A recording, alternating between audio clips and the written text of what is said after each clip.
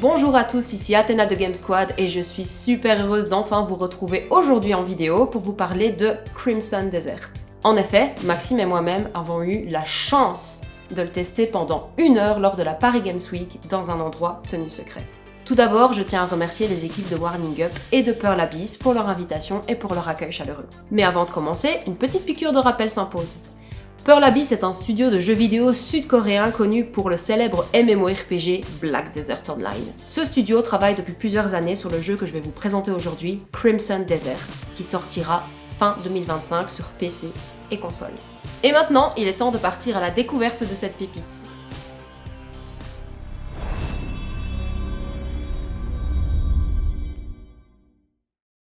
Le jeu suit le voyage de Cliff et de sa bande de mercenaires alors qu'ils se lancent dans une mission sur le vaste continent de Pyrrhus. La démo commence avec une introduction afin de nous familiariser avec le personnage, ses mouvements et surtout ses techniques de combat. Le jeu est fluide, beau, coloré, réaliste, grâce au moteur Black Space de Pearl Abyss. Il offre de nombreux détails dans les décors, mais aussi sur les vêtements des personnages, leurs visages, leurs expressions. Les effets météo viennent vraiment sublimer le tout. Cela crée un environnement superbe et immersif. Après l'introduction, nous nous sommes retrouvés face à 4 portails qui nous ont amenés vers des boss tout aussi incroyables les uns que les autres et offrant de véritables challenges. Maintenant, parlons un peu gameplay. Il y a énormément de possibilités pour combattre et chaque joueur aura ses préférences d'approche. Maxime et moi n'avons pas eu du tout la même façon de jouer et de combattre ces boss. En effet, vous pouvez créer vos propres combos en combinant diverses attaques et compétences au corps à corps mais aussi à distance. Les armes de Cliff sont l'épée, le bouclier et l'arc. Ils peuvent être utilisés dans des combinaisons assez intéressantes dans des combats à la fois lourds mais réactifs. Vous pouvez également utiliser les éléments de votre environnement pour infliger des dégâts, comme par exemple le feu. Mais soyez prudents, car vous aussi vous pouvez vous blesser. Cliff peut également planer avec sa compétence aile de corbeau, qui se verra bien utile pour traverser le terrain ou se réceptionner après avoir reçu une attaque. Il peut également utiliser sa concentration précise pour ralentir le temps, ce qui sera utile pour viser juste avec l'arc. Nous avons eu la chance de repartir avec tout notre gameplay, donc les images que vous voyez, eh bien ce sont les nôtres. Et vous pouvez donc voir la différence entre Maxime et moi dans notre façon de combattre. Pendant cette heure entière, nous avons eu la possibilité de découvrir et de combattre 4 boss. Ces 4 boss nous ont vraiment donné du fil à retordre, car tous différents, tous avec des patterns différents, on a dû donc s'adapter très rapidement face à eux, afin de ne pas mordre la poussière. Passons maintenant à la présentation des boss que nous avons dû affronter. Le premier est le Diable des Roseaux.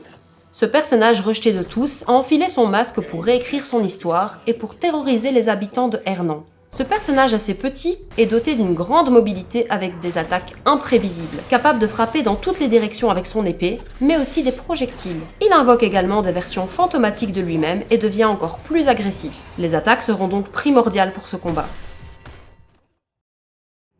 Le second est le roi cerf. Celui-ci se trouvera dans les ruines d'un royaume oublié. Un roi déchu assis sur son trône abandonné, prêt à en découdre pour défendre sa forteresse. Ce boss humanoïde est vraiment impitoyable. Maniant une épée et un bouclier, il va bloquer vos attaques et riposter tout aussi vite. Ses attaques au corps à corps et ses charges infligent énormément de dégâts à Cliff.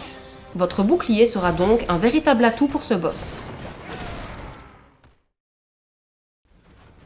Le suivant est Corne Blanche. Celui-ci est un esprit de la montagne né des tempêtes des montagnes blanches. Il est à la fois craint et admiré par les gens. Pour être honnête, c'est l'un de mes boss favoris. Il était vraiment magnifique. Une carrure imposante, une rapidité avec des attaques dévastatrices. Il va se dissimuler dans les tempêtes pour lancer des charges soudaines et puissantes. Pour ce combat, vous pouvez vous accrocher sur son dos afin de le blesser. Mais je vais être honnête avec vous, ce n'était pas si simple. Et enfin, le dernier boss, la reine Caparoche. Ce boss est incrusté de gemmes, étincelant de richesse. Un boss bien imposant, dominant tout sur l'écran par son immense taille. Plus lent certes. Il faudra donc aller sur son dos sans être projeté dans les airs. Ce combat demande une précision tactique pour localiser et détruire les structures clés sur son dos. Cette démo fut vraiment incroyable. Nous avons hâte de pouvoir rejouer à Crimson Desert et en découvrir encore plus sur ce jeu. Nous avons particulièrement adoré le système de combat dynamique. Des combats où il faut constamment s'adapter pour vaincre ses ennemis. Un réel challenge dans des scènes pleines d'action.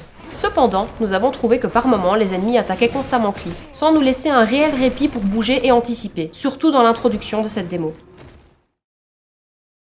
Dans le jeu final, les adversaires vaincus nous permettront de débloquer des armes et des armures uniques, de gagner de nouvelles capacités pour améliorer le style de combat, afin de faire face aux futures menaces qui nous attendent sur le chemin. Pearl Abyss a dévoilé récemment qu'il y aurait de l'escalade, des puzzles, un fidèle destrier et même de la cuisine, mais pas que. Et voilà, j'espère que cette vidéo vous aura plu. Si c'est le cas, n'hésitez pas à liker, commenter, partager et vous abonner à tous nos réseaux sociaux pour soutenir notre travail et nous permettre de vous offrir ce genre de contenu hyper exclusif. Je tiens à remercier une nouvelle fois la team de Warning Up et celle de Pearl Abyss pour leur professionnalisme et leur gentillesse. Je vais également remercier mon partenaire Maxime pour son soutien sur place et pour le montage de cette vidéo. En attendant, prenez soin de vous et je vous dis à bientôt pour une nouvelle vidéo. Bye!